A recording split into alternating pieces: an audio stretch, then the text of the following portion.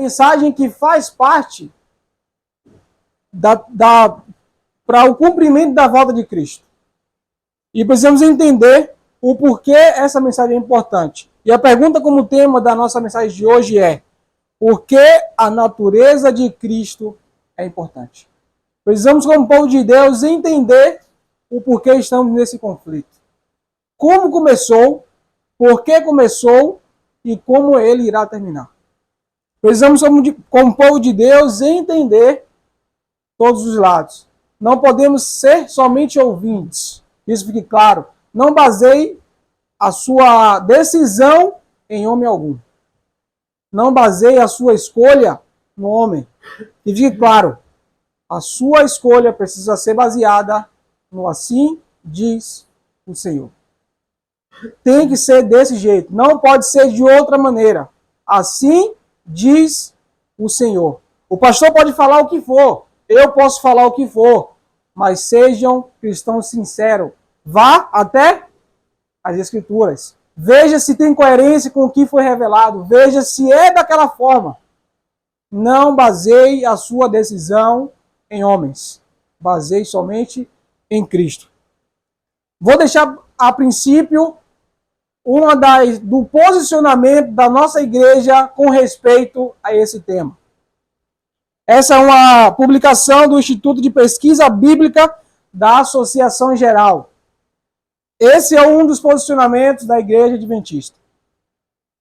A Igreja Mundial nunca viu esses assuntos da natureza de Cristo e da natureza do pecado como essencial à salvação ou a missão da igreja remanescente. Não pode haver forte unidade dentro da igreja mundial do povo remanescente de Deus, enquanto segmentos que se atêm a esses pontos de vitais os verbalizarem e os agitarem, tanto na América do Norte quanto nas divisões estrangeiras. Esses tópicos precisam ser postos de lado e não serem instados sobre nosso povo como questões necessárias. Esse é um dos posicionamentos da nossa igreja. Que esses tópicos eles têm que ser colocados de lado, que não é tão necessário como parece ser. Que se é um ponto que causa divisão, ele tem que ser colocado de lado, porque ele não tem importância para o povo de Deus, para o povo remanescente de Deus. Mas precisamos compreender, o que precisamos entender aqui é como esse conflito começou. Como foi que todo esse enredo, hoje por que nós estamos pregando o evangelho? Para quê? Por que estamos fazendo isso? Tem um objetivo. Ninguém luta por algo que não acredita. Ninguém fere a sua consciência por algo que não é verdade. Nós precisamos compreender como isso começou. No céu, todos conhecem a história, Lúcifer, o anjo da qual foi criado por Deus, se rebelou contra o Senhor, se rebelou contra a sua lei. E o Senhor, em sua infinita misericórdia, deu a ele a oportunidade, o privilégio, né, de poder se conscientizar do rumo que ele estava tomando. Hoje, infelizmente, nós, como povo de Deus, não sabemos qual caminho estamos trilhando. Estamos baseando muitas das vezes as nossas decisões em homens. E não deve ser assim. Que isso fique claro. Não baseie. Precisarei repetir isso do começo ao final desta pregação. Não baseie a sua decisão em homem. Hoje, infelizmente, a maioria dos nossos textos serão citados verbalmente. Vou falar as referências, quem se sentir à vontade pode anotar. Não consegui preparar um slide, mas sejam como bereanos. Vejam sempre o contexto daquilo que é falado.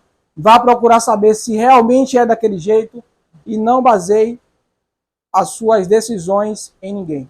Somente no assim diz o Senhor. Abra sua Bíblia no livro de João, capítulo 8, versículo 26.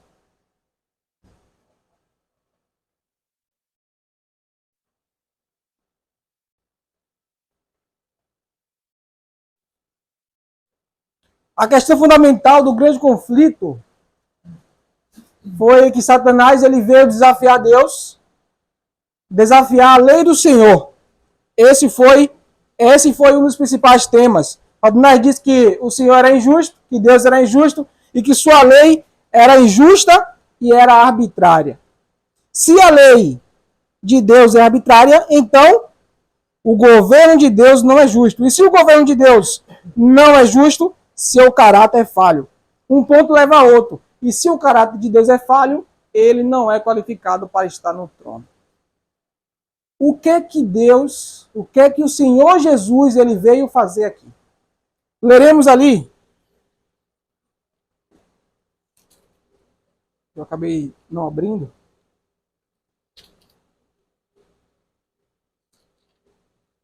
João 8.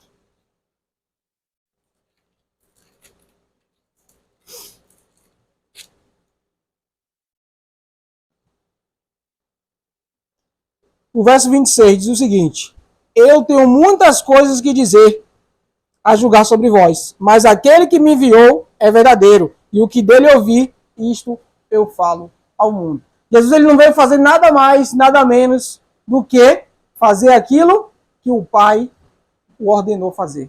Jesus ele não veio fazer nada mais, nada menos do que revelar o caráter de Cristo ao mundo.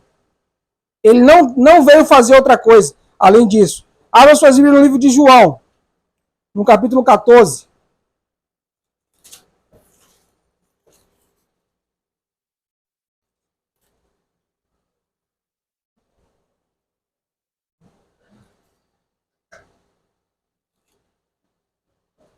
Do verso 8 ao 10. Diz o seguinte: disse-lhe Filipe, Senhor, mostra-nos o Pai, e isso nos é suficiente. Mas Jesus respondendo disse: há tanto tempo que eu estou convosco e ainda não me conheces, Filipe. Quem tem visto a mim, tem visto o Pai. E como então tu diz, mostra-nos o Pai? Verso 10. Não crês tu que eu estou no Pai e que o Pai está em mim? As palavras que eu vos digo, não as digo de mim mesmo, mas o Pai que permanece em mim é que faz as obras. Jesus ele era um instrumento de Deus. Ele veio para revelar o caráter de Deus. Ele veio para refutar as acusações de Satanás, de que a lei de Deus era injusta. Essa foi a missão de Jesus. Olha aqui, The Things of the Times, 20 de janeiro de 1890. Diz o seguinte: ele veio ao mundo para que ideias errôneas que Satanás havia conseguido criar nas mentes dos homens a respeito do caráter de Deus pudessem ser removidas. Jesus veio ensinar o Pai aos homens. Quando o objetivo de sua missão foi alcançado, a revelação de Deus ao mundo, veja, a missão de Jesus era revelar Deus ao mundo. Ele veio refutar as acusações de Satanás. Continuando. Quando isso foi alcançado, o Filho de Deus anunciou que sua obra havia sido finalizada.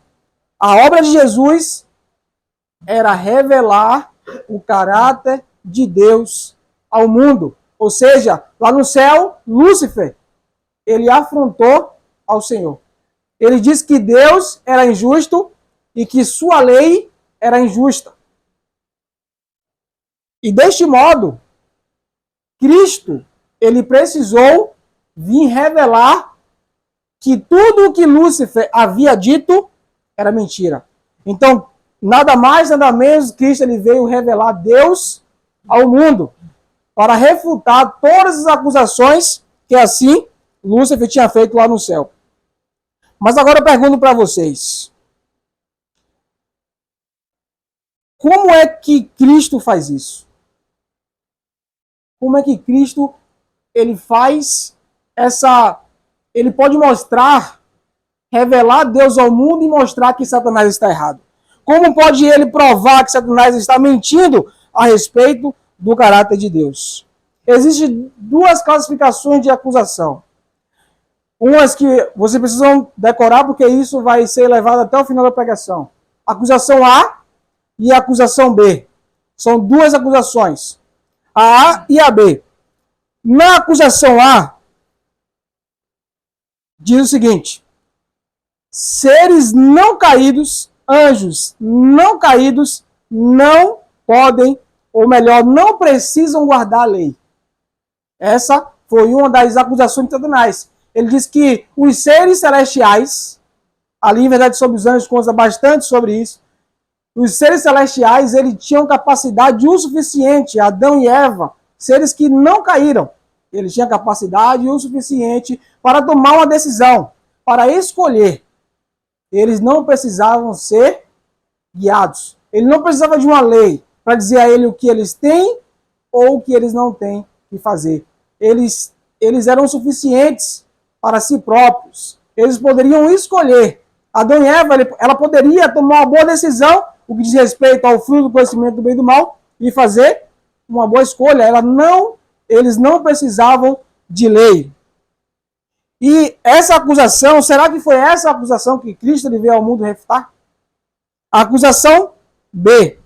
Seres humanos caídos não podem obedecer à lei de Deus. As duas acusações. E aqui, no decorrer dessa mensagem, iremos entender qual dessas acusações Cristo veio vindicar. A acusação A, a gente viu que Satanás disse que seres não caídos, eles não precisavam de lei. Eles não precisavam ser dominados para dizerem a eles o que eles podiam ou não podiam fazer. E a segunda acusação, que é a acusação B, os seres humanos criados, ou melhor, os caídos, aqueles que pecaram, eles não poderiam guardar a lei de Deus. E a primeira acusação a gente sabe que não tem muito o que se demorar. Não tem muito conflito com essa acusação A, que é algo óbvio. E a acusação B é algo que nós vamos nos demorar um pouco para poder compreender. E é aqui que vem os textos, aqueles que se sentirem à vontade para poder anotar. Mensagens Escolhidas, volume 3, página 136. Claramente caídas, no caso que eles estão se referindo. Ele alegava que toda a raça humana estava sob o seu domínio, ou seja, Satanás, ele estava claramente dizendo que os seres humanos, depois do pecado, não teriam condições nenhuma de guardar a lei de Deus. Segundo texto, The Sign of the Time, 16 de janeiro de 1896. Satanás declarou que era impossível aos filhos e filhas de Adão guardarem a lei de Deus. E assim acusou Deus de falta de sabedoria e amor. Se esses filhos e filhas de Adão, caso eu e você, não podiam guardar a lei de Deus, então era culpa do doador da lei. Jesus se humilhou vestindo sua humanidade com a divindade para que pudesse se colocar como a cabeça e como representante da família humana e por preceito e exemplo condenar o pecado na carne e desmentir as acusações de Satanás. Esse foi o objetivo de Cristo. Desmentir as acusações de Satanás por preceitos e exemplos. Próximo texto. Review 9/3 de 1905. Cristo veio ao mundo para ser tentado em tudo como nós, para provar ao universo que nesse mundo de pecado podem os seres humanos viver vida que Deus aprova. Satanás declarou que seres humanos não podiam viver sem pecar, que seres humanos, os deste mundo de pecado, Satanás disse que eu e você, seres humanos, não podemos viver sem pecar. Jesus veio para mostrar que isso é falso. Próximo texto, Mensagens Escolhidas, volume 1, página 252 e 253. Depois da queda do homem, Satanás declarou que os seres humanos tinham-se provado incapazes de guardar a lei de Deus. Incapazes. Satanás, depois da queda do homem, ele demonstrou, ele instou que os seres humanos seriam incapazes de guardar a lei de Deus. Próximo texto. Mensagens Escolhidas, volume 1, página 255 e 256. A humanidade de Cristo demonstraria, através dos séculos eternos, a questão que liquidou o litígio, tomando sobre si a natureza humana em seu estado decaído. Cristo não participou, no mínimo que fosse, do seu pecado. Então, como ele respondeu às acusações de Satanás?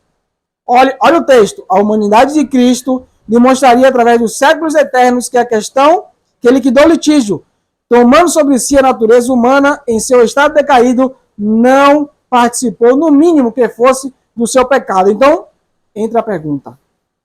Então, como ele respondeu às acusações de Satanás? Se ele não participou de sequer nenhum dos nossos pecados. Ele tomou sobre si, sobre sua natureza, a nossa natureza caída. Então, minha consagração hoje, 15 de novembro, diz: parte de sua missão a unir a essa terra era provar ao universo celestial, a Satanás e a todos os filhos e filhas caídos de Adão que, através de sua graça, a humanidade pode guardar a santa lei de Deus. Desejado de todas as nações, página 26. Por meio da obra redentora de Cristo, o governo de Deus fica justificado. As acusações de Satanás são refutadas. Evidências claras essas.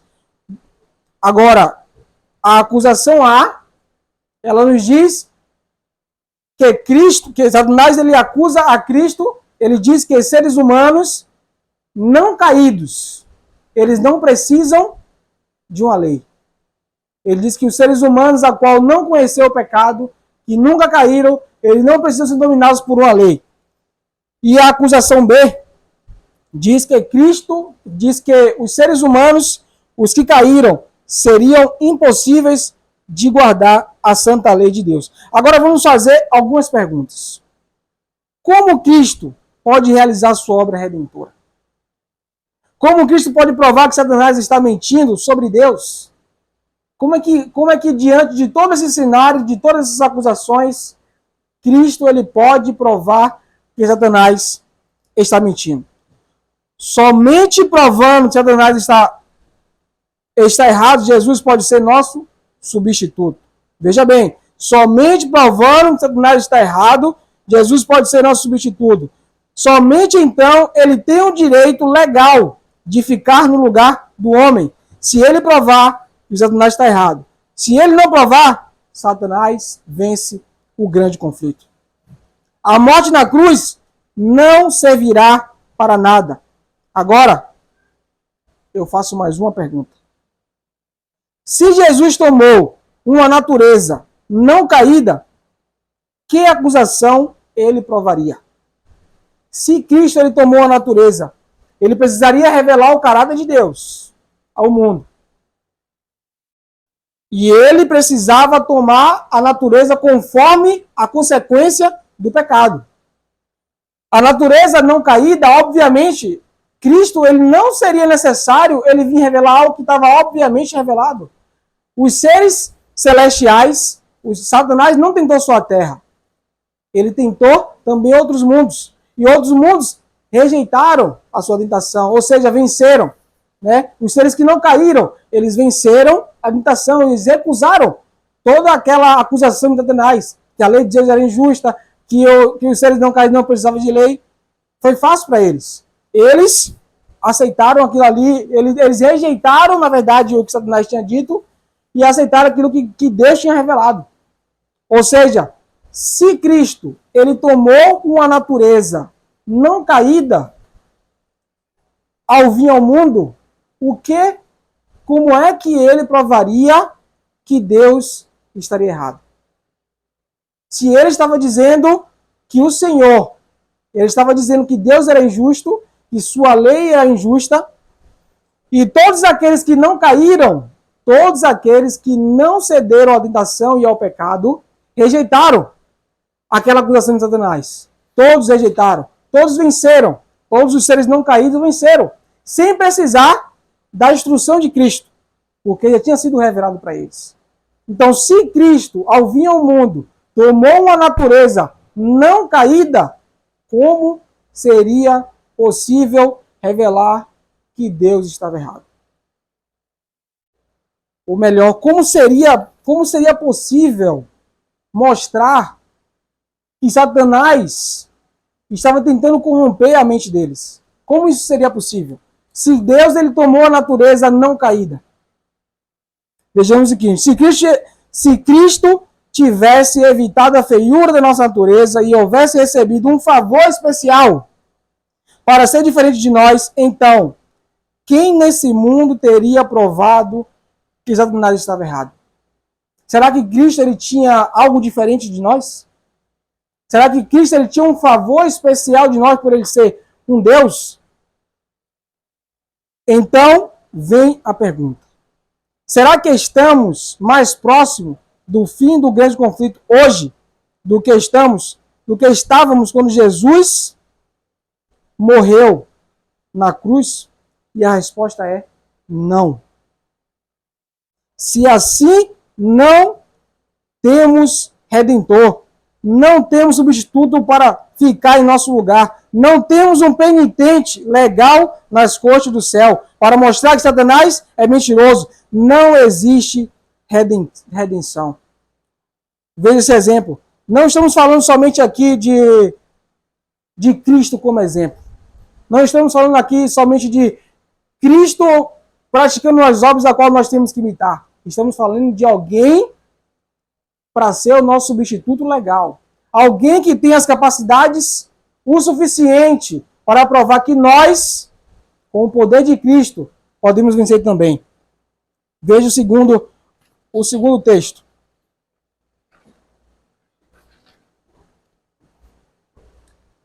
Adão pecou e passou o domínio do mundo para Satanás. E somente Cristo poderia recuperar esse domínio. Justamente com 2/3 do número original de anjos, a despeito aos ferozes esforços de Satanás para tentá-los e enfraquecê-los, a despeito de terem um conhecimento parcial da natureza e dos resultados do pecado. Nenhum universo, nenhum ser que não cometeu pecado, justamente com 2/3 do número original de anjos, a despeito dos ferozes esforços de Satanás para tentá-los e enfraquecê-los, a despeito de terem um conhecimento parcial da natureza e dos resultados do pecado, nenhum único ser de todos os mundos habitados cedeu ao pecado e perdeu o direito da vida eterna. Ou seja, Satanás ele tentou, de todas as formas possíveis, fazer com que os mundos não caídos, fazer com que todos aqueles seres que foram criados por Deus caíssem em pecado. Ele tentou, todos os seus esforços possíveis, ele fez. Ele tentou, mas ele não conseguiu. Ou seja, a partir do momento que ele não tem êxito, entra a pergunta: qual foi a natureza que Cristo veio vindicar o caráter de Deus nessa terra?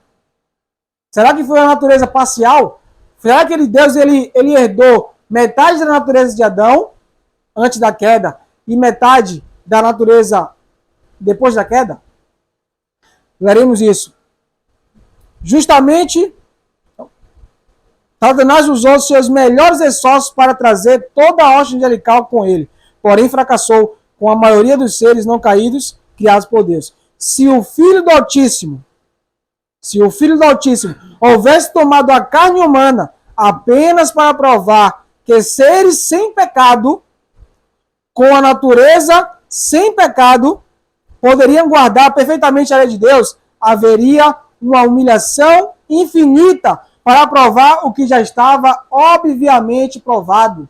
Se os seres que não caíram, eles foram o suficiente, tinham a capacidade suficiente para poder demonstrar que a lei de Deus era justa, santa e boa, sem precisar do auxílio de Deus, qual a natureza Cristo herdou para vindicar o caráter de Deus? Será que foi a acusação a qual seres que não conheceram o pecado seria possível guardar a lei de Deus?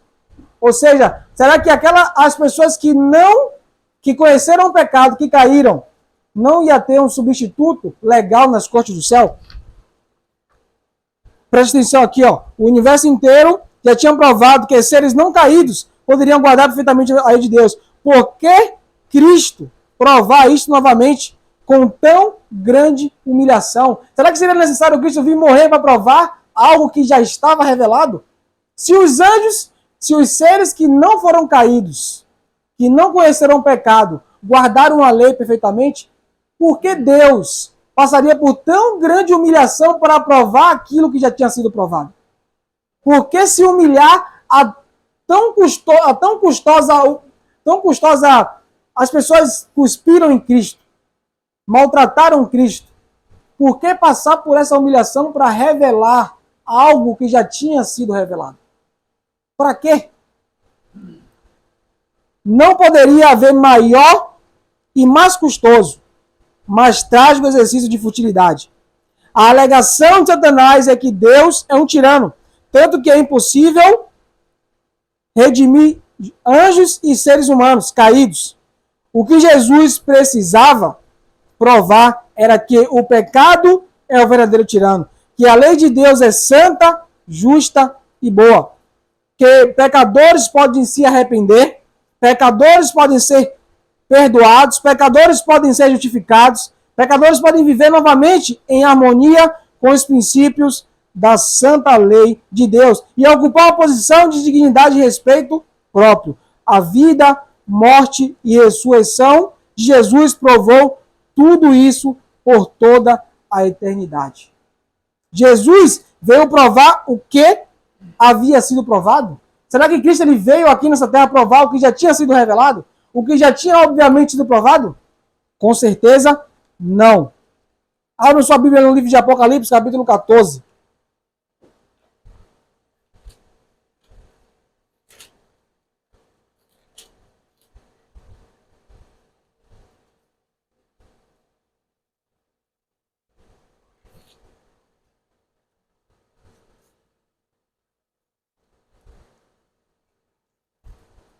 E o verso 5, ele diz o seguinte: e na sua boca não se achou astúcia, para que porque eles estão sem culpa diante do trono de Deus. Para quem não conhece esse verso que fala, aqui é somente uma classificação, um exemplo resumido da vida dos 144 mil, ou seja, da última geração. Da última geração, o caráter, a natureza do caráter da última geração. Um indivíduo, olha essa declaração, o indivíduo há mais de 30 anos observou com inteligência e disse: aqueles que ensinam que Cristo tomou a natureza humana superior traçam a conclusão lógica de que é impossível ao resto da humanidade, aos caídos, ou seja, a nós, obedecer perfeitamente à lei de Deus nesta vida. Então, que acusação Cristo refutou? Se é impossível para nós, como seres que conhecemos o pecado, qual a acusação que Cristo refutou se ele tomou a natureza não caída? Se ele veio aqui com a natureza não caída, antes de Adão, qual acusação ele veio refutar?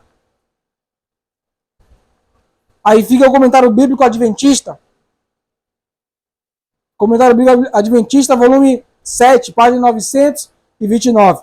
Diz o seguinte: em nossas conclusões, cometemos muitos erros, devido a ideias errôneas acerca da natureza humana de Cristo.